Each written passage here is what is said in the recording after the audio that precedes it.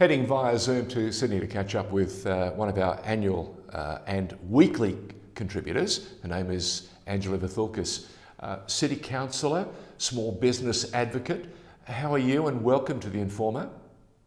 I've decided to adopt the super small business correspondent title now. Okay, super correspondent for small business.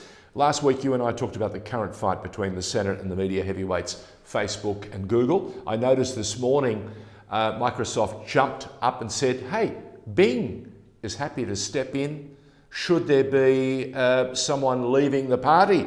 That's pretty exciting, but you've got some other news for us. There's an even bigger question that's hit the marketplace, and I love this. It's your topic number one for the day. Vaccines, as we all know, are already being used and being used not only and distributed not only in Britain but in the United States and parts of Europe. But the big question now, to jab or not jab? It is a big question. It's not quite of the Shakespearean standards of the drama, but No. Nevertheless, I'm sure it will be. So what we're faced with as business owners in Australia is there could be a circumstance of litigation and risk allowed if our employees aren't vaccinated. Now, there's two sides to this, George, and I like to think that I bring something sensible and fair to the table on a regular basis. It's can you force someone to take the vaccine? And if you can't have that installed as part of your business plan, what are the risks? So if your employees choose to not take the vaccination that's going to be offered and rolled out across Australia, and we'll put the anti-vaxxers to the side for a moment. Yeah.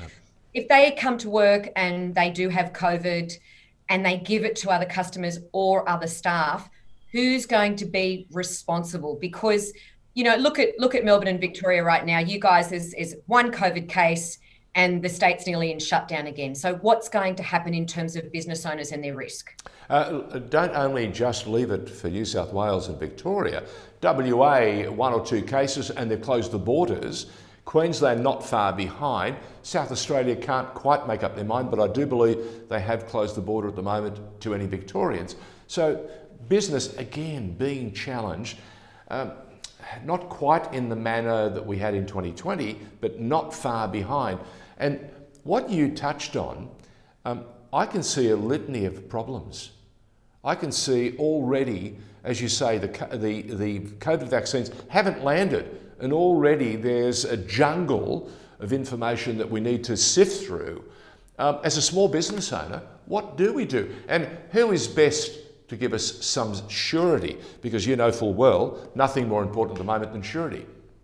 And the government can't legislate that there's no risk going to be owed to any business owner, small or large, that there's simply not the capacity for that kind of legislation to say it's not going to be your fault or the risk isn't yours. Because at the end of the day, with or without legislation, if you've got to shut your business, even if you're only an isolated case or part of a statewide shutdown, it's going to cost you money. And, you know, imagine all the unfair dismissal claims if business owners start to say, well, you gave the COVID, we've got to shut the business down, you're out. It's a can of worms that I'm very sad to say government still is kind of like, you know, hear no evil, see no evil, speak no evil monkey kind of syndrome happening. Wait till something happens in the public service and then you'll see the government's responding. Yes, those public service unions will galvanise very quickly, I'm sure. Oh, it'll be staggering. Okay, let's move on. We've posed the question, let's see how it rolls out.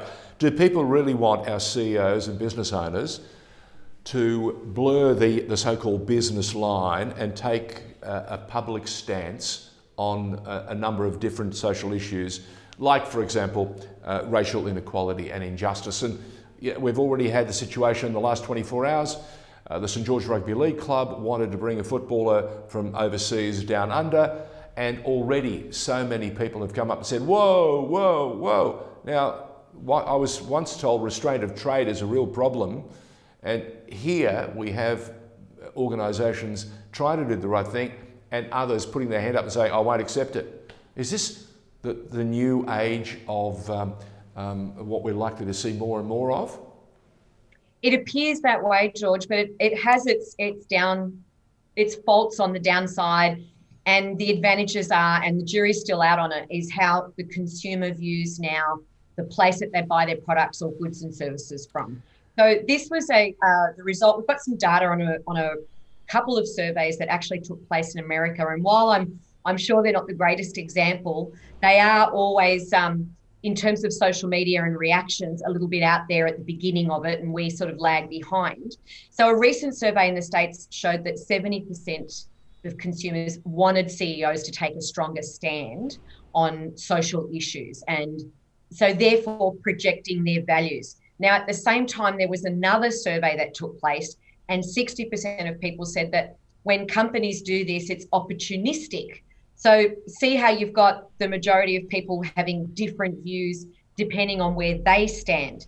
Now, our greatest fear, of course, here is that I call it the inside-outside values. So do the values that the company projects outside and that they take a stand on, are they reflected in an authentic way on the inside? And unfortunately, the data shows that that's also not true. Many CEOs take a stand on face value on social injustice, inequality, sexism, domestic violence. We've got 100 topics that they all wear a different coloured ribbon on, but often they haven't made sure that internally their values and their being authentic are reflected amongst their own people. So often their greatest critics are their employees who say, you don't walk the talk. Yeah, being a good corporate citizen was something to aspire to, but you're right, there's a whole new flavour coming through and so many questions being posed.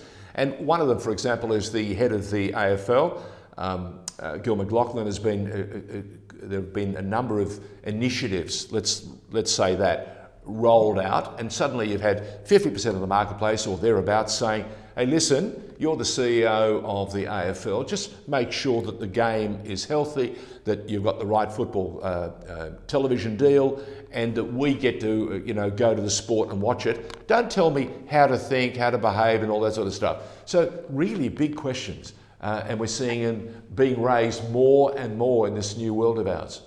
Sport is a great example, and no pun intended, playing the ball and not the man has always been something that we've said in Australia. So it's interesting to see, while sportsmen and women are great examples of being able to speak out on their personal social issues, there's always the debate going to be, should the code itself and the governing bodies play a part in that? And then again, when do we become better people, George? Is it by forcing views down people's throats, or is it trying to get change in a widespread way, or is it raising our kids in a better way? But I think there's an opportunity here for small business owners to own that space, because you're very close to your core beliefs and how authentic you are and what you project. So I'm giving a shout out to all the SMEs there. This is your time to carve out your niche. If you've got values that you feel can be projected in your goods and services, stand up and shout loud, because you can take it away from those big companies now. Speaking of shouting loud, I understand a lot of people are very excited about the online contact program ad. It's the ad for Temple and Webster. I believe that not only is their online business going through the roof, but the ad has been extraordinarily well received throughout the marketplace. Well, I'm going to objectively say that Temple and Webster are a great Australian online furniture and accessories business. They've been doing tremendously well. In fact, they've doubled their profits in the last year, and their earnings have gone up sixfold. Yes. Now, they've been doing some controversial commercials, which I've seen on the telly, so in the mainstream media as well, and they're reverse sexism. I mean, if they had a hot-looking girl deliver furniture to a house, there would have been an uproar. I have to say that. There would have been an uproar. Instead, they have the reverse sexism commercial, where they have a very good-looking young man deliver the furniture to the lady of the house. The husband of the lady is quite put out that this hot young guy is at the door.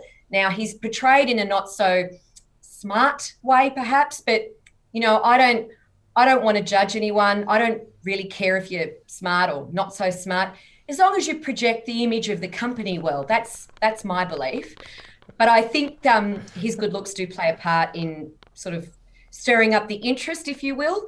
Now, is this a good way of doing their marketing? Well, that's how they're doing it. Some might say that their earnings are related to their machine learning and their software, their augmented reality platforms, the general shift that they have in forward thinking in doing their marketing, or the fact that they care about, investing in good delivery mechanisms.